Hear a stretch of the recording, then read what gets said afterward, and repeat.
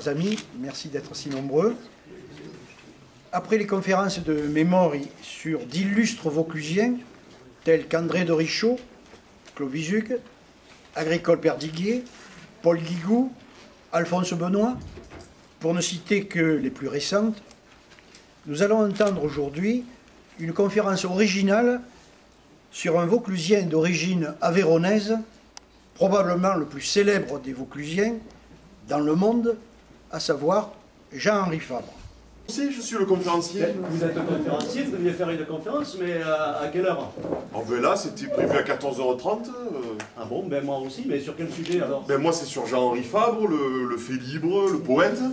Ah ben moi aussi, c'est sur Jean-Henri Fabre, cet homme... Pardon, excusez-moi, je suis vraiment désolé, excusez-moi, pardon. Non, non, mais ça alors, suffit, excusez-moi, ça messieurs, suffit. dames, j'ai eu du mal à me garer, c'était terrible. Il y a de la place là. Voilà, alors donc... Non, il y a de la place là-bas, nous on est conférenciers. Mais attendez, c'est moi le conférencier, monsieur.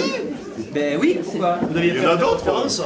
Ben oui, sur Jean-Henri Fabre, son regard sur la musique, ses compositions, voilà. Alors si je comprends bien, l'association Mémoire y a convoqué 3 conférenciers pour parler de Jean-Henri Fabre à la même heure et ici même. Il faut dire qu'il y a largement de quoi dire, on pourra largement parler tous les trois sur ce grand personnage provençal. Provençal, pas tout à fait. Jean-Henri Fabre est né en 1823 à Saint-Léon, dans l'Aveyron, à quelques kilomètres de Millau, dans une famille de conditions très modestes. Notre jeune instituteur, Fabre, ne se sent donc pas complètement dépaysé dans la ville de Carpentras, sa nouvelle ville d'adoption. Alors je vous propose une première pause musicale. On peut imaginer Jean-Henri Fabre, jeune professeur, jeune papa aussi, qui le soir compose des petites mélodies et des chansons, presque tout en provençal, pour endormir ses enfants. Sies mon beu, mon penigau, la figo d'or que me fallau, mai bramestro, infantuné, taisote donc, e fainene. Et c'est dans cet oratoire grec, blotti entre les pins, comme l'appelait Fabre lui-même, qu'il vivra en compagnie de sa famille jusqu'à la fin de ses jours en 1915. Mais son œuvre entomologique est prépondérante. Elle est entièrement consacrée à l'étude des mœurs des insectes, à leur comportement. Savez-vous combien il existe de variétés de cigales en Provence? Ben, il y en a 16. Alors voici la chanson de la cigale de monsieur Jean-Henri Fabre, et à l'intérieur il en cite 2.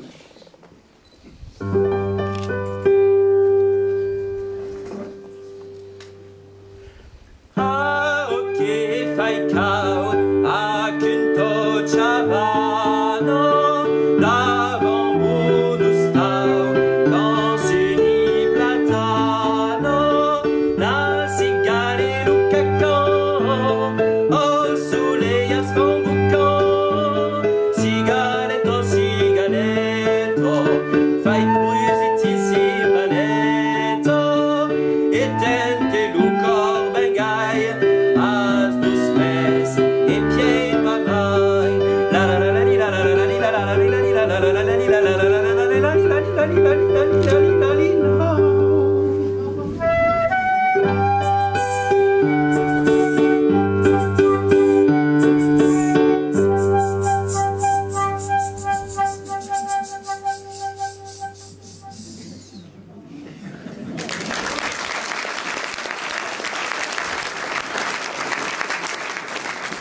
Et en 1913, c'est le président de la République, Raymond Poincaré, qui vient en personne lui rendre visite à l'Armas.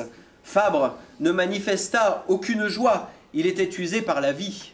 Il s'éteindra en 1915, à l'âge de 92 ans. On gardera de Jean-Henri Fabre l'image d'un très grand savant, véritable passeur de science, mais surtout d'un homme réceptif en tout domaine, contribuant à enrichir l'esprit, tant dans le domaine des sciences que dans le domaine des arts. Avec Edmond Rostand, redisons que Fabre enferme sa vie dans son œuvre. Ce grand savant pense en philosophe, voit en artiste musicien, sent et s'exprime en poète. Nous vous remercions de votre attention.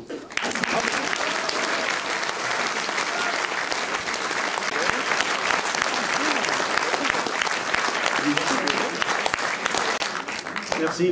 Je voulais remercier bien entendu mes acolytes, Simon Calamel,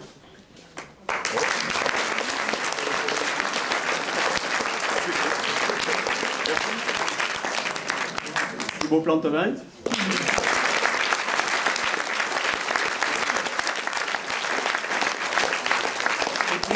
notre technicien qui est aussi une doublure quand un de nous est absent, eh bien il vient nous remplacer à la technique, donc Paulin Reina.